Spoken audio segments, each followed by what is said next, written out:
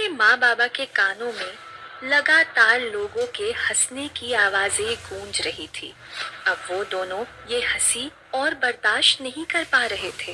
पंचायत में बिना किसी को कुछ कहे शर्मिंदगी से अपना सिर नीचे करके वो दोनों वहां से चले गए। जब तारा ने उन दोनों को जाते हुए देखा तो उससे भी रहा नहीं गया। वो भी वहां से खड़ी हुई और अपने माँ बाबा के पीछे पीछे जाने लगी। लेकिन अभी भी तारा की हिम्मत नहीं थी कि वो अकेले चलकर जा सके। इसीलिए पंचायत ने तारा के साथ एक लड़की को भेज दिया। सबके वहां से जाने के बाद रामनाथ जी ने गांव के लोगों को गुस्से में डांटते हुए कहा, किसी का इस तरह अपमान करते हुए शर्म आनी चाहिए आप लोगों को। रामनाथ जी की एक आवाज के साथ ही पंचायत में हो रही खुसफुसाहट एकाएक शांत हो गई। रामनाथ जी ने चंद्रकला से कहा, कहो चंद्रकला, तुम क्या कह रही थी? जवाब में चंद्रकला ने कहा, मैं ये कह रही थी मालिक कि इतनी विद्याएं सीखने के बाद मैंने तो ये जाना है कि कोई भी काला साया बलात्कार करने में सक्षम नहीं होता है, लेकिन तारा के माँ बाबा ने तारा को काले साए को ले जाते हुए देखा है। इसका मतलब यही हुआ कि वो काला साया खुद के वश में नहीं होगा, किसी ने उसे वश में कर रखा होगा और वो ही तारा को अपने मालिक के पास लेकर गया होगा। चंद्रकला की बातें रामनाथ जी भी सुन रहे थे और गांव वाले भी। गांव वालों को भी चंद्रकला की बातें अब थोड़ी थोड़ी समझ आ रही थी। रामनाथ जी ने चंद्रकला से कहा, लेकिन चंद्रकला, पंचायत से तुम क्या चाहती हो? क्योंकि पीड़िता तो हमारे सामने मौजूद है, पर अपराधी कहाँ है? और बिना अपराधी के पंचायत क्या फैसला सुनाए? एक लंबी सांस लेकर चंद्रकला ने कहा, मालिक, इस वक्त तो हम सब अपराधी हैं। जब भी किसी लड़की के साथ ऐसी घटना घटती है तो दोषी हम लड़की को ही समझने लगते हैं। आदमी तो सीना चौड़ा करके निकल जाता है और लड़की या तो जिंदगी भर घुट घुट के जीती है या फिर आत्महत्या कर लेती है। चंद्रकला की बातें सुनकर सब गांव वालों की नजरें झुक गई। चंद्रकला ने अपनी बात जारी रखते हुए कहा, महेश जी और चाची ने खुद देखा कि एक काला साया उनके घर में आया और तारा को ले गया, लेकिन फिर भी गांव वाले कह रहे हैं कि तारा अपने किसी प्रेमी के साथ भाग गई, उसके प्रेमी ने उसका बलात्कार कर दिया वगैरह वगैरह। अब तक हुई लड़कियों की आत्महत्याओं के पीछे भी यही सब कारण रहे हैं। गांव वालों ने उन्हें बहुत प्रताड़ित किया था, पर हमने उनसे भी कुछ नहीं सीखा है। चंद्रकला की कही बातें अब गांव वालों पर असर कर रही थी। चंद्रकला ने आगे कहा, तो मालिक, मैं पंचायत से यही चाहती हूँ कि आप इन गांव वालों को समझाए कि इस तरह लड़कियों को प्रताड़ित करना बंद करें। कहीं ऐसा ना हो कि इन सब के चलते तारा का मनोबल भी इतना टूट जाए कि वो भी ऐसा कोई कदम उठा ले। चंद्रकला ने अपनी बात पूरी ही की थी कि सामने खड़े गांव वालों में से एक ने कहा, नहीं चंद्रकला, अब ऐसा कुछ नहीं होगा। बात हमारे समझ में आ गई है। अब हम तारा का मनोबल घटाएंगे नहीं, बल्कि बढ़ाएंगे। एक दूसरे आदमी ने भी उस आदमी का साथ देते हुए कहा, हाँ चंद्रकला, और इसके पीछे का कारण जानने के लिए तुम्हें जो करना है करो, हम सब लोग तुम्हारे साथ हैं। बाकी पीछे खड़े लोगों ने भी इन दोनों की बात में सहमति जताई। ये सब देखकर चंद्रकला के चेहरे पर मुस्कान आ गई। तब तक रामनाथ जी ने भी चंद्रकला से कहा, हाँ चंद्रकला, और इसके अलावा भी तुम्हें पंचायत से जो भी मदद चाहिए तुम बेझिझक कह सकती हो। ये सुनकर चंद्रकला ने कहा, मालिक, इसके अलावा मैं आज रात को तारा के साथ शमशान भूमि में यज्ञ करने की अनुमति चाहती हूँ। इस यज्ञ के माध्यम से मैं तारा को ये याद दिलाने की कोशिश करूंगी कि उसके साथ कल रात को क्या क्या हुआ था।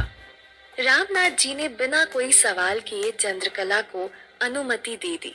चंद्रकला ने रामनाथ जी को धन्यवाद कहा और आज उसे यज्ञ के लिए किन किन चीजों की जरूरत पड़ने वाली थी उनके बारे में बताने लगी। और वहीं दूसरी तरफ तारा उस लड़की के साथ अपने घर की तरफ बढ़ रही थी।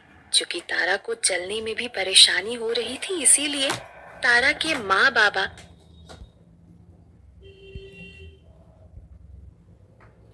तारा से बहुत पहले ही घर पहुंच चुके थे। तारा जानती थी कि भले ही इन सब में उसकी कोई गलती ना हो, लेकिन फिर भी इन सब के चलते उसके माँ बाबा का बहुत दिल दुखा है। इसीलिए वो घर जाते ही दोनों से माफी मांगने के बारे में सोच रही थी। कुछ ही देर में तारा घर पहुंच गई। घर पहुंचकर तारा ने देखा कि घर में चारों तरफ सन्नाटा छाया हुआ था। तारा ने दोनों को आवाज लगाई, माँ, बाबा, लेकिन सामने से कोई जवाब नहीं आया। तभी तारा ने देखा कि महेश जी का कमरा बंद है। वो समझ गई कि दोनों उस कमरे में हैं। तारा ने अपने साथ आई लड़की को वहां से जाने के लिए कह दिया। वो लड़की बाहर के दरवाजे की तरफ जाने लगी और तारा उस कमरे के दरवाजे की तरफ। तारा धीरे धीरे उस कमरे के दरवाजे की तरफ बढ़ ही रही थी। वहां पहुंचकर तारा ने जैसे ही जब कमरे का दरवाजा खोला, उसके पैरों तले जमीन खिसक गई। उसने देखा कि उसके माँ बाबा छत पर साड़ी बांधकर फांसी पर झूल रहे थे। ये देख तारा के मुंह से जोर से रोते हुए चीख निकल गई, माँ, बाबा! और वो धड़ाम से जमीन पर घुटनों के बल गिर पड़ी। बाहर जा रही लड़की के कानों में जब ये आवाजें पड़ी तो वो वापस दौड़ कर आई। ये दृश्य देखकर उस लड़की के भी होश उड़ गए। वो लड़की जोर जोर से आसपास के लोगों को आवाज लगाकर बुलाने लगी, लेकिन आसपास के सभी लोग पंचायत गए हुए थे, इसीलिए कोई नहीं आया। तभी तारा के मन में एकाएक एक ख्याल आया। उसने एकदम से अपने आंसू पोंछे और झटके में उठ खड़ी हुई। वही तारा जिसकी कुछ देर पहले चलने की भी हिम्मत नहीं थी, उसी तारा में एकदम से ऊर्जा भर गई। वो दौड़कर अंदर कमरे की तरफ भागी। तारा और उस लड़की ने मिलकर एक बेंच को लटकते हुए माँ बाबा के नजदीक खिसकाया और बड़ी मुश्किल से उन दोनों को नीचे उतारा। तारा को अभी भी उम्मीद थी कि शायद उसके माँ बाबा जिंदा हो। तारा ने जब अपना हाथ बढ़ाकर जांचा तो उसने देखा कि ना ही दोनों की सांसें चल रही थी, ना ही धड़कनें। लेकिन फिर भी तारा बस सच को झुठलाना चाह रही थी और उन्हें लगातार उठाने की कोशिश कर रही थी। माँ, बाबा, उठो ना बाबा, आंखें खोलो माँ, कहते हुए एकाएक तारा जोर जोर से रोने लगी। ये सब देखकर साथ आई लड़की सबको बुलाने के लिए पंचायत की तरफ भागी। इधर वो लड़की गांव के लोगों को बुलाने के लिए पंचायत की तरफ भागी थी और उधर हवेली में यामिनी जब अपने कमरे में दाखिल हुई तो उसे देखकर माधव ने कहा, कहाँ से आ रही हो यामिनी? झूठ का सहारा लेते हुए यामिनी ने कहा, रामनाथ भाई साहब के साथ पंचायत गई थी, वहीं से आ रही हूँ। ये सुनते ही माधव ने कहा, झूठ मत बोलो यामिनी, पंचायत तो अभी तक चल रही है और तुम उससे बहुत पहले से ही घर से निकल चुकी थी। जवाब में यामिनी बिल्कुल चुप रही तो माधव ने अपनी बात को जारी रखते हुए कहा, तुम्हें क्या लगता है मुझे कुछ भी पता नहीं है? आधी आधी रात को तुम हवेली से कहीं बाहर जाती हो और सुबह होती नहीं कि फिर हवेली से निकल जाती हो। मुझे साफ साफ बताओ, आखिर तुम कर क्या रही हो? जवाब में यामिनी ने कहा, जो भी कर रही हूँ हम दोनों की भलाई के लिए ही कर रही हूँ। आप जिंदगी भर रामनाथ भाई साहब की जी हुजूरी कर सकते हो, लेकिन मैं नहीं। रामनाथ भाई साहब तो आज है, कल नहीं होंगे, तो जब नहीं होंगे तो ताकत की जरूरत होगी। उसी ताकत को जुटाने में लगी हुई हूँ। जब माधव ने यामिनी के मुंह से ये सुना कि रामनाथ भाई साहब तो आज है, कल नहीं होंगे, तो माधव भी थोड़ा चौंक गया, क्योंकि माधव हरामी जरूर था, लेकिन आज तक उसने कभी भी अपने ही परिवार को नुकसान पहुंचाने के बारे में नहीं सोचा था। लेकिन यामिनी तो माधव से भी 4 कदम आगे निकल गई थी। उसने यामिनी से कहा, ताकत बढ़ाने के चक्कर में तुम कुछ बहुत गलत तो नहीं कर रही हो ना यामिनी? इस पर यामिनी ने सीधे मुंह जवाब देते हुए कहा, सही और गलत का फैसला मैं नहीं करती माधव, इसके लिए समाज के बहुत से ठेकेदार बैठे हुए हैं। यामिनी की ये बातें माधव के मन में डर पैदा कर रही थी। माधव यामिनी से कुछ कहना चाह रहा था, लेकिन यामिनी उसके पहले ही वहां से जा चुकी थी। दूसरी तरफ वो लड़की पंचायत में मौजूद सभी लोगों को तारा के घर ले आ चुकी थी। तारा अपने माँ बाबा के सामने बैठकर गला फाड़ फाड़ कर रो रही थी। उसी के पास में बैठी चंद्रकला उतने ही दुख के साथ रो रही थी। वैसे तो गांव में प्रथा यही थी कि किसी की मौत पर उसके घर वाले नहीं बल्कि सिर्फ रुदाली ही रोती है, लेकिन सब जानते थे कि तारा के ऊपर बहुत बड़ा दुखों का पहाड़ टूटा था। इसीलिए किसी ने भी तारा को चुप होने के लिए नहीं कहा। तारा अब इन सब के लिए खुद को ही दोषी ठहराने लगी थी। तारा रोते हुए लगातार कह रही थी, सब मेरी वजह से हुआ है। मुझे जिंदा घर लौटना ही नहीं चाहिए था। अगर मैंने खुदकुशी कर ली होती तो आज ये दोनों जिंदा होते। मुझे जीने का कोई हक नहीं चंद्रकला, मुझे भी मर जाना चाहिए। ये सुनकर चंद्रकला और वहां मौजूद सभी लोग थोड़ा डर गए। उन्हें लगा कि कहीं तारा भी ऐसा कोई कदम ना उठा ले। सब लोगों ने मिलकर तारा का हौसला बढ़ाया। इसके बाद रामनाथ ने चंद्रकला से कहा, चंद्रकला, अब हमें इन दोनों के अंतिम संस्कार की तैयारी करनी चाहिए। ये सुनकर चंद्रकला उठ खड़ी हुई और उन दोनों के अंतिम संस्कार की तैयारी में लग गई। कुछ ही देर में सारी तैयारियां भी हो गई। तारा के घर के आंगन से दोनों अर्थियों को उठाया गया।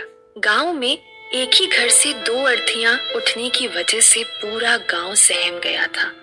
राम नाम सत्य है, सत्य बोलो गत्य है के साथ साथ दोनों अर्थियां शमशान घाट की तरफ बढ़ रही थी। सब लोग शमशान घाट की तरफ बढ़ ही रहे थे कि तभी भरी दोपहरी में आसमान में एकाएक काले घने बादल छाने लगे। देखते ही देखते दोपहर के 2 बजे शाम के 7 से 8 बजे में तब्दील हो गए। बीच बीच में अब बादलों के गड़गड़ाने की और बिजली के चमकने की आवाजें भी आने लगी थी। बदलता मौसम देखकर सबसे आगे चल रहे रामनाथ जी ने चंद्रकला से कहा, चंद्रकला, मौसम खराब हो रहा है, किसी भी पल बारिश हो सकती है, हमें थोड़ा जल्दी चलना होगा। रामनाथ जी की बातें सुनकर सबने ही अपने पैरों की गति बढ़ा दी। वहां मौजूद सभी लोगों को तो वो बदलता मौसम सामान्य बदलाव लग रहा था, क्योंकि नदी और पहाड़ों से घिरे होने की वजह से मायापुर में ये कोई बड़ी बात नहीं थी। यहाँ कभी भी किसी भी क्षण बारिश शुरू हो जाती थी, लेकिन ना जाने क्यों ये बदलता मौसम चंद्रकला को बेचैन कर रहा था। वो काले घने बादल देखकर चंद्रकला को किसी बड़े संकट का अंदेशा हो रहा था। वो गड़गड़ाते बादल और चमकती बिजली चंद्रकला के मन में डर पैदा कर रही थी। ये देख चंद्रकला ने भी अपने पैरों की गति बढ़ा दी। वो जल्द से जल्द इन चिताओं को अग्नि देकर गांव वालों को सुरक्षित घर भेजना चाहती थी। कुछ ही देर में सब लोग शमशान घाट पहुंच चुके थे। मौसम को देखते हुए सबने जल्दी जल्दी लकड़ियां जुटाना शुरू किया और देखते ही देखते 2 चिताएं तैयार की गईं, जिन पर दोनों अर्थियों को रखा गया।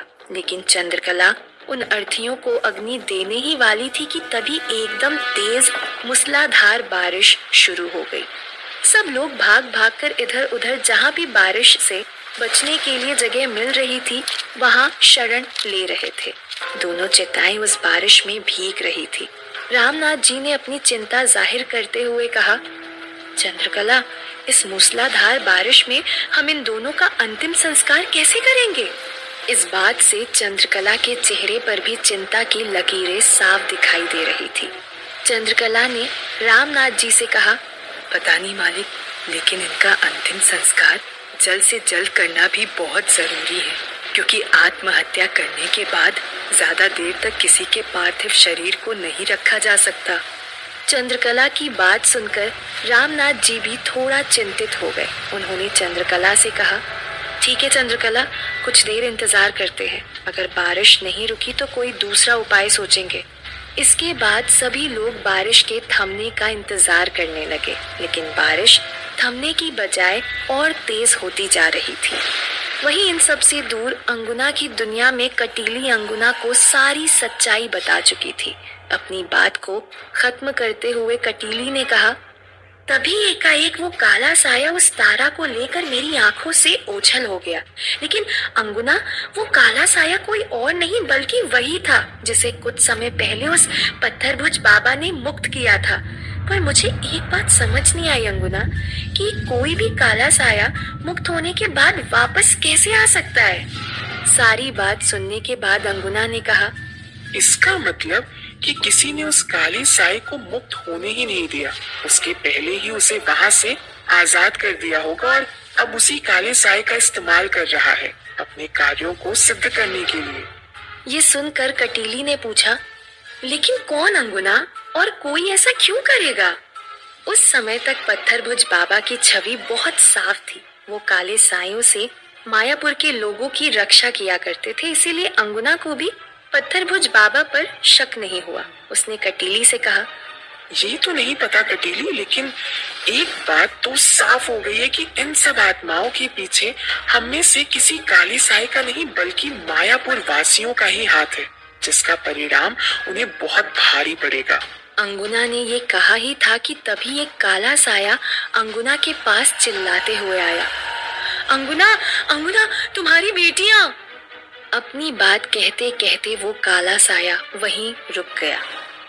आखिर क्या हुआ है अंगुना की बेटियों को, और क्या अंगुना इस अंतिम संस्कार को होने से रोक पाएगी?